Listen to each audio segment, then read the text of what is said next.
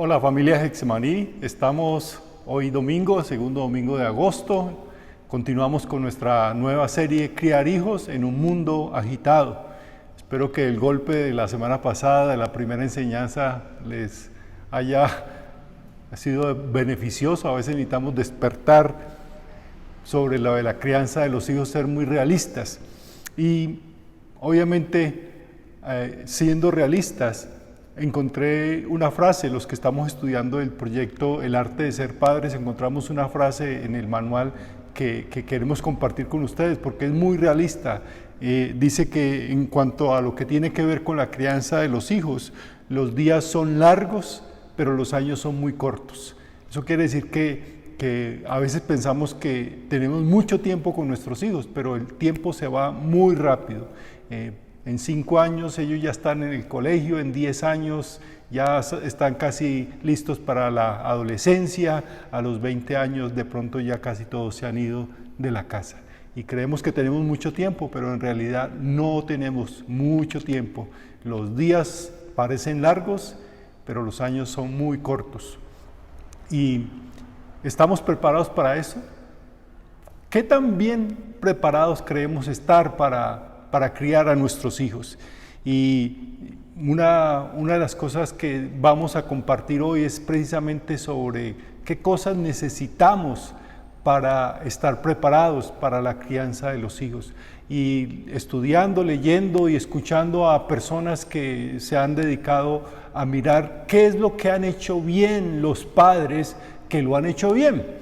¿Qué son las características de aquellos padres que han hecho bien el trabajo con sus hijos de criarlos en este mundo agitado? Y algunas características son las siguientes. Los padres que lo han hecho bien se capacitan, escuchan, ven videos, escuchan conferencias, estudian, aprenden, leen y sobre todo hablan con personas, con otros padres que están en su misma tarea y que lo están haciendo bien. Entonces, una buena característica de un padre, de una madre que lo hace bien es que está siempre capacitándose, tratando de entender cómo hacer mejor su trabajo. También otra característica de los padres que lo han hecho bien es que casi todos los padres en sus hogares que lo han hecho bien tienen pocas reglas. Eso parece extraño y de eso vamos a hablar un poco más adelante en la serie, pero los padres que lo han hecho bien por lo general no tienen cantidad de reglas y límites y de prohibiciones, sino que tienen pocas reglas para sus hijos. Los buenos padres también no tienen miedo. Ahora, tal vez si usted no es papá o mamá le sonará extraño. No le tienen miedo a sus hijos. ¿Cómo así que no le tienen miedo a sus hijos? ¿Es que acaso hay que tenerle miedo a los hijos?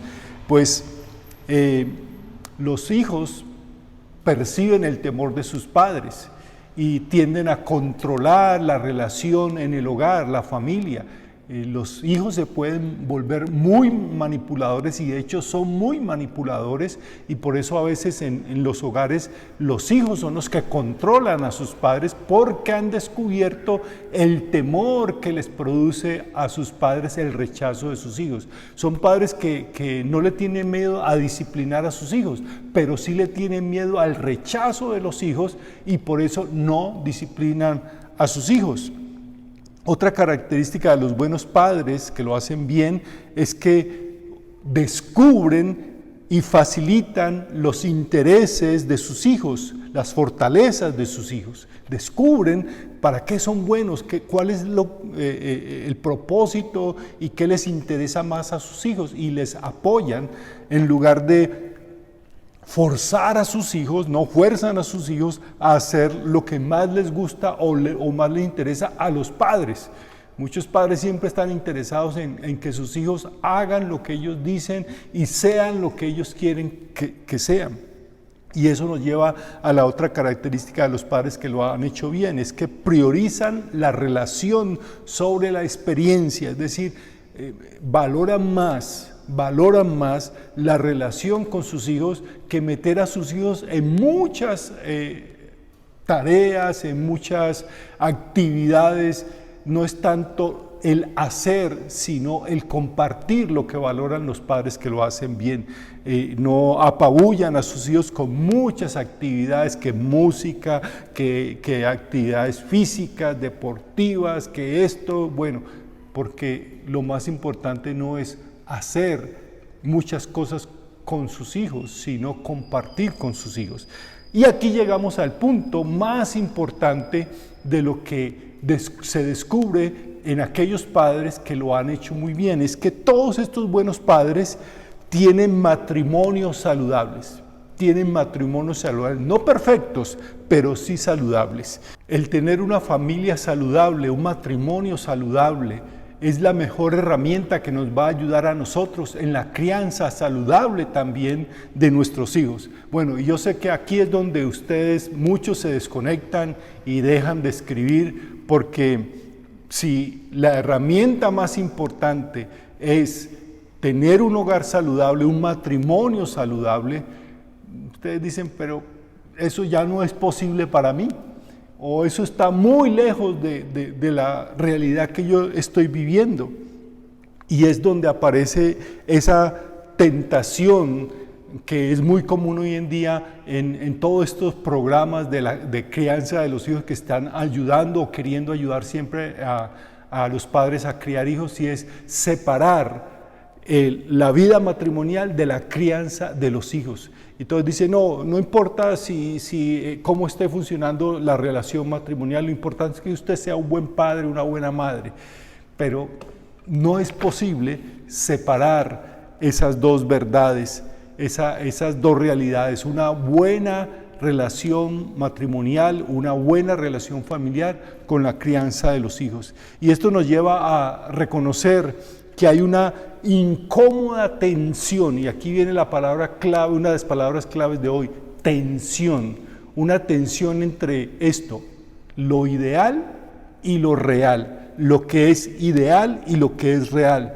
Y como pastor, tengo que apuntar a lo ideal y mostrar siempre a ustedes qué es el ideal de lo que debe ser la vida cristiana, de lo que debe ser un hogar cristiano, de lo ideal de lo que es la crianza de los hijos, de lo ideal que es el trabajo, el manejo del dinero, la recreación, la diversión. Debo apuntar siempre a mostrarles cuál es el ideal, pero como pastor también reconozco que debo tener los pies bien puestos sobre la tierra, sobre lo real. Y lo real es que muchas familias, la gran mayoría de las familias tristemente hoy, e incluso en las iglesias cristianas, las familias tienen muchas dificultades, están viviendo muy lejos del ideal. Y el mensaje de Jesús siempre apuntó y apunta a lo ideal, pero reconoce lo que es real. No está desconectado de la realidad. Jesús no nos presenta en el Evangelio un ideal desconectado de la realidad. El mensaje de Jesús siempre está bien puesto en la realidad que vivimos nosotros los seres humanos. No alcanzamos el ideal, pero eso no quiere decir que la crianza de los hijos deba apuntar a algo menos que lo ideal. Sí, lo real es el mundo en el que vivimos, pero no olvidemos que hay algo real. Vivimos en un mundo real, pero aspiremos a algo ideal. Ahora bien, esa tensión entre lo ideal y lo real no es un invento mío, ni de los pastores, ni es un invento moderno. Esa tensión entre lo ideal, lo que Dios aspira para nosotros, y lo real en lo cual nosotros vivimos, está presente también en la Biblia. Por ejemplo, y esto puede ser muy sorprendente y hasta horroroso para algunas personas, es que no hay familias ideales en la Biblia. ¿No encuentra usted un buen ejemplo de lo que es una buena familia, un buen matrimonio en la Biblia? Por lo general, las familias de las cuales habla la Biblia eran totalmente disfuncionales.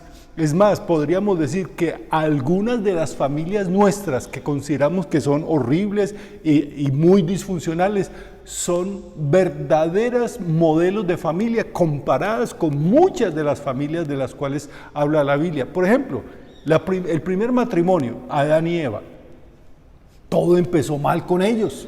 Es más, todo lo que estamos viviendo mal en la vida matrimonial y en la vida de todo el mundo, de toda la humanidad, empezó por lo mal que iba la relación entre Adán y Eva, los dos, la primera pareja. Y eso que todavía no tenían hijos. Y luego tienen hijos. Y en esa primera familia, un hijo mata a su hermano. ¡Qué bonita familia! Y así, muchas de las familias, la gran mayoría de las familias de las cuales habla el Antiguo Testamento, son familias terribles. Nuestras familias son modelo a comparación de esas familias. Eso es lo real.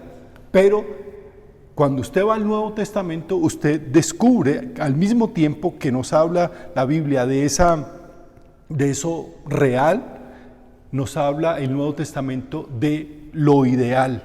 Nos habla, nos describe de lo que debería y cómo debería funcionar una familia bajo los principios del Evangelio. La Biblia apunta a lo ideal, pero reconoce lo real. Y lo real es que nuestras familias tienen problemas y dificultades, porque Dios sabe que aún en medio de lo trágicamente real que es la vida familiar, es necesario mantener el ideal, porque lo ideal, no lo real, nos impulsa hacia adelante.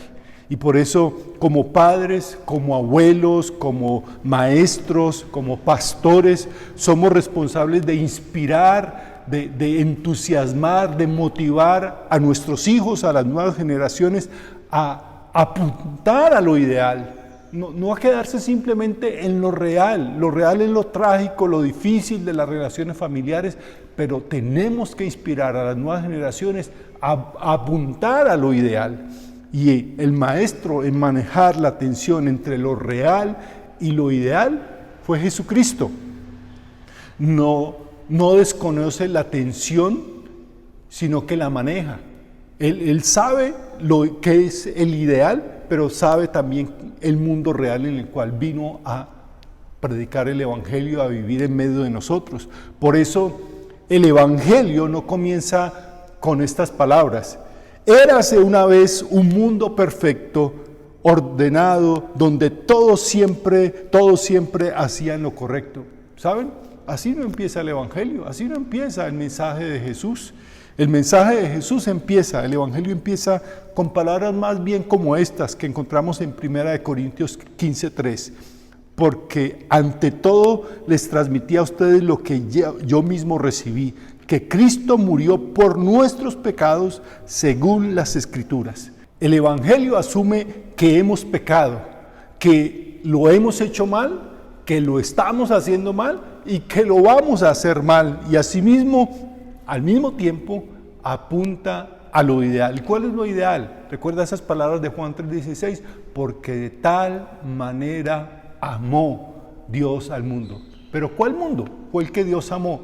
Pues el mundo real, no el mundo del paraíso terrenal, sino el mundo suyo y mío, un mundo quebrantado, herido, un mundo caído, un mundo real como en el cual usted y yo vivimos. Y esa tensión entre lo ideal y lo real estaba presente en las enseñanzas de Jesús, en las parábolas que Él contó, en los sermones que Él dijo. Por eso es que lo escuchamos tan frecuentemente decir a Jesús: el reino de los cielos es como. ¿Recuerdan? Muchas de sus enseñanzas empezaban así: el reino de los cielos es como. Ahí estaba apuntando al ideal. Y por eso mucha gente decía: bueno, pero eso es el reino de Dios. Aquí no estamos en el reino de Dios, estamos en un mundo real. Y miren un ejemplo. En Mateo capítulo 5, versículos 27 y 28, vamos a ver cómo Jesús apunta a lo ideal. Dice así: ustedes han oído que fue dicho, no cometerás adulterio. Y seguramente muchos habrán dicho: sí, lo escuchamos, lo sabemos, siempre nos lo han dicho.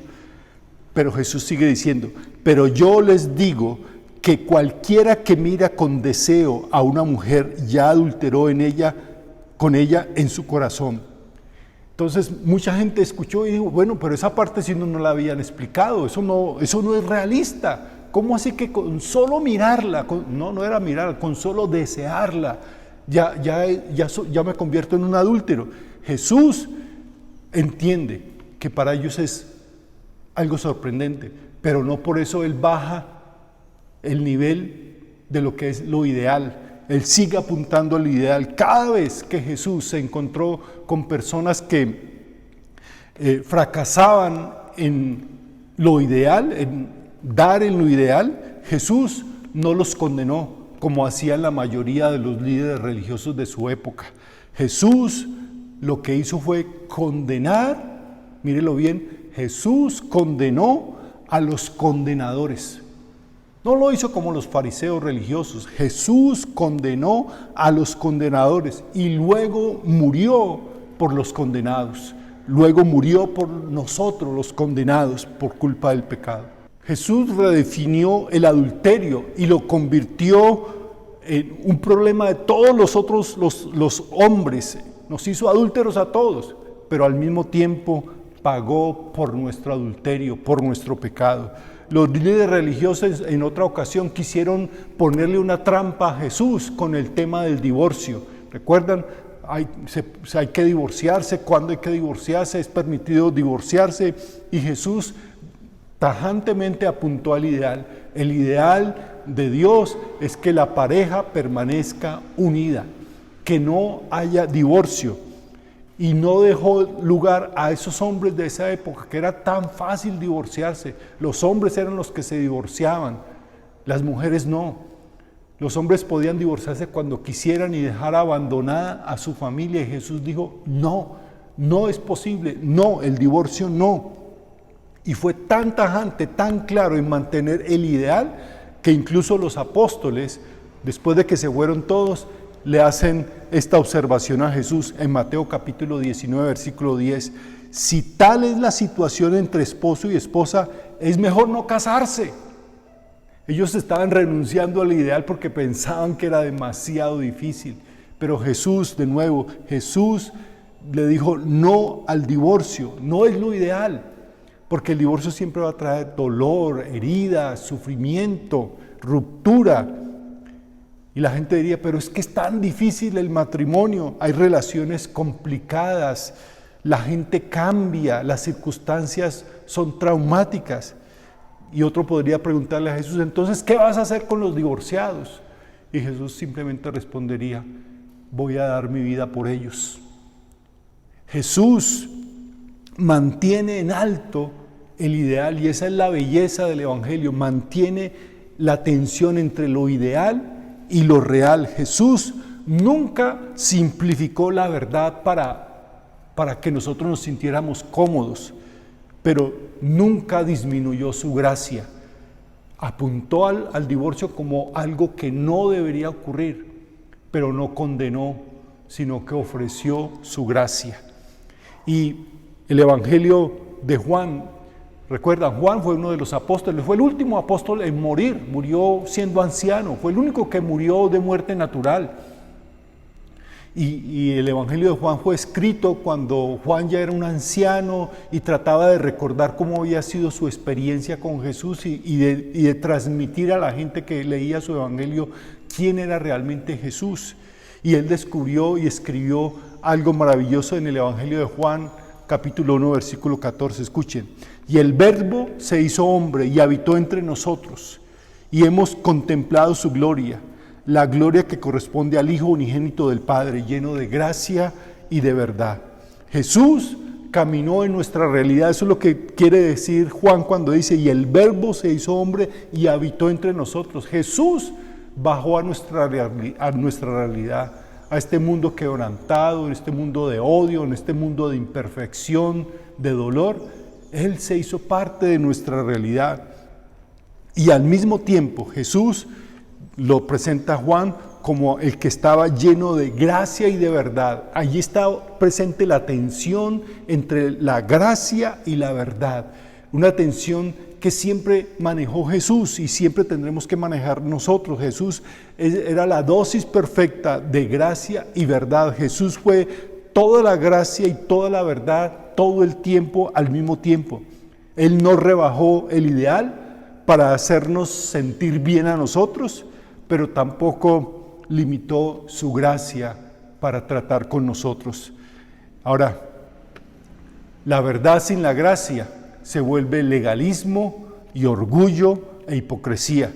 Pero la gracia sin la verdad hace que las personas se desentiendan y al final pierdan tanto la gracia como la verdad. Jesús mantuvo ese equilibrio entre la gracia y la verdad, entre lo ideal y lo real, y vivió esa tensión y mantuvo ese equilibrio. Y a eso hemos sido llamados nosotros también, como cristianos y como iglesia. Ahora, volviendo al matrimonio y a la crianza de los hijos. El ideal es que los padres críen a los hijos juntos bajo un mismo techo. Eso es lo ideal.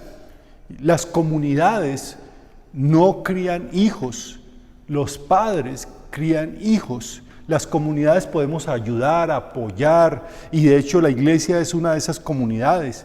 La iglesia está para apoyar a los padres, para capacitar a los padres, para alentar, animar a los padres, para prevenir a los padres y para recordar a los padres cuál es el ideal, en esa tensión entre lo ideal y lo real. Entonces, cuando se trata de criar a los hijos, tenemos que decir y recordar a todos que el matrimonio es esencial para la crianza de un hijo sano, de hijos sanos. Y cualquier intento para restarle importancia es una equivocación, debido a que roba a los hijos una oportunidad para aspirar a lo ideal. Escuché esta historia que quiero compartir.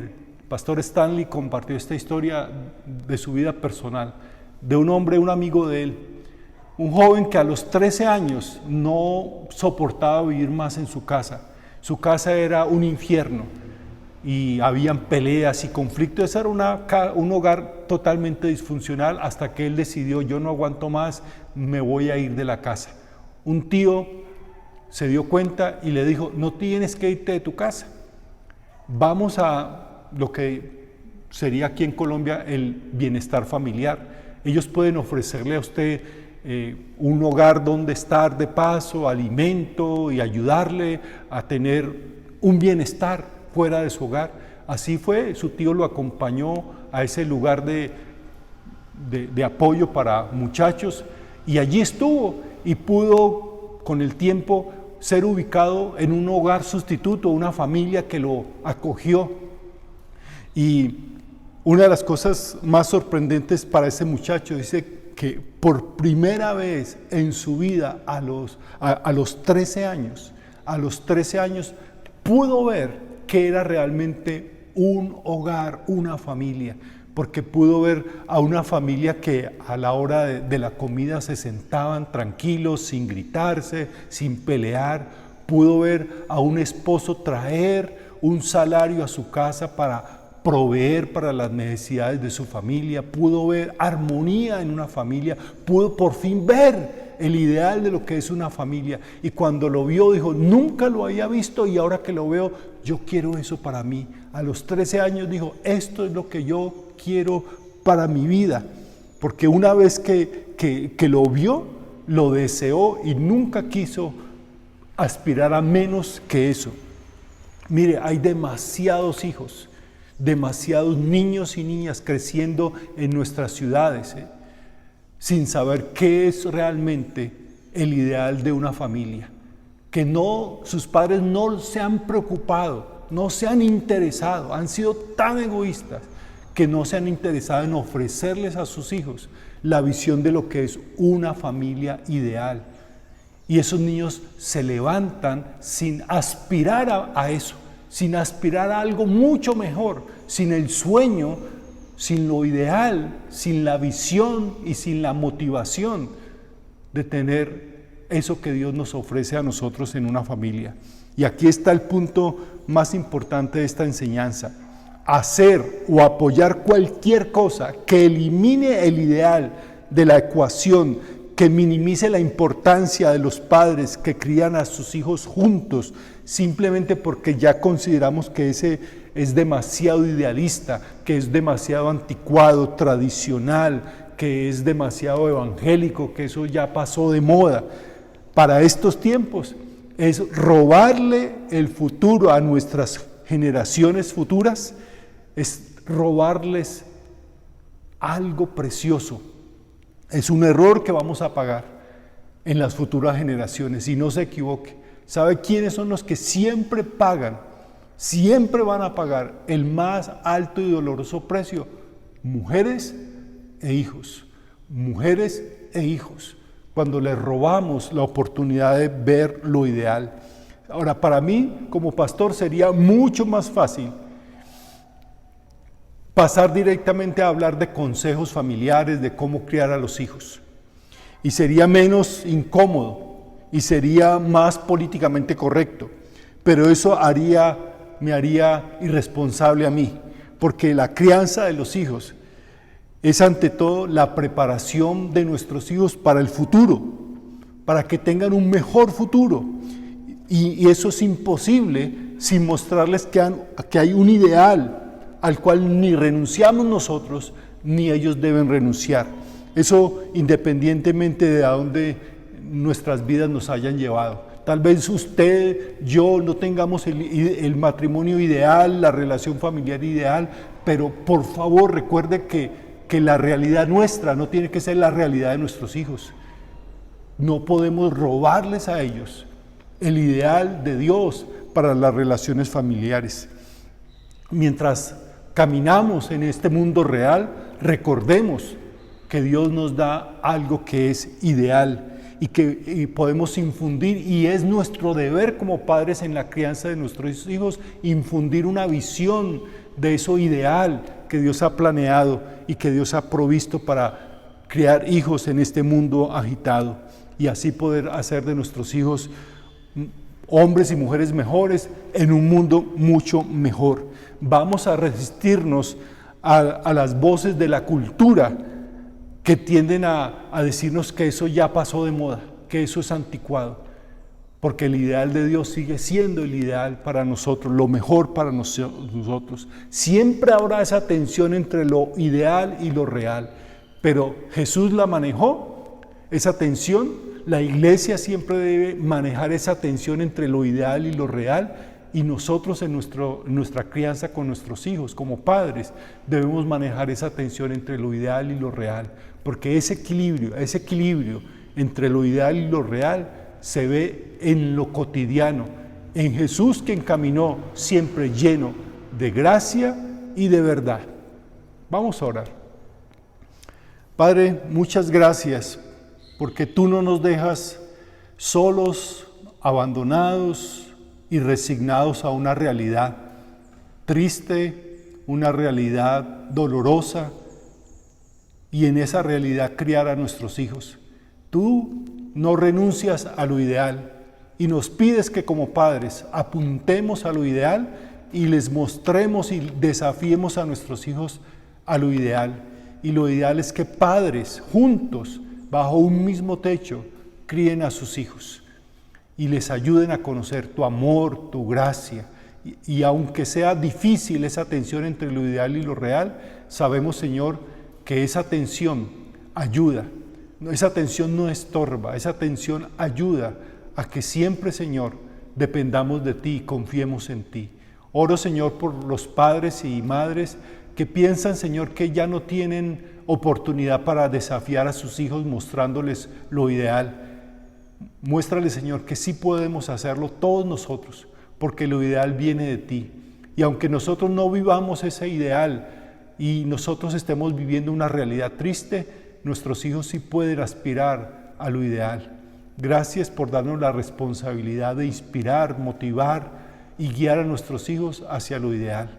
Ayúdanos a no hacerlo cómodo para nosotros, sino siempre aspirar a lo ideal dependiendo de tu gracia. Y a tu gracia nos acogemos en el nombre de Cristo Jesús. Amén. Bien, mis hermanos y amigos, muchas gracias. Si Dios quiere, el próximo miércoles, si no tenemos problemas de conexión, podremos profundizar más sobre los principios de la crianza de los hijos. Que pasen buen día, Dios les bendiga, cuídense mucho.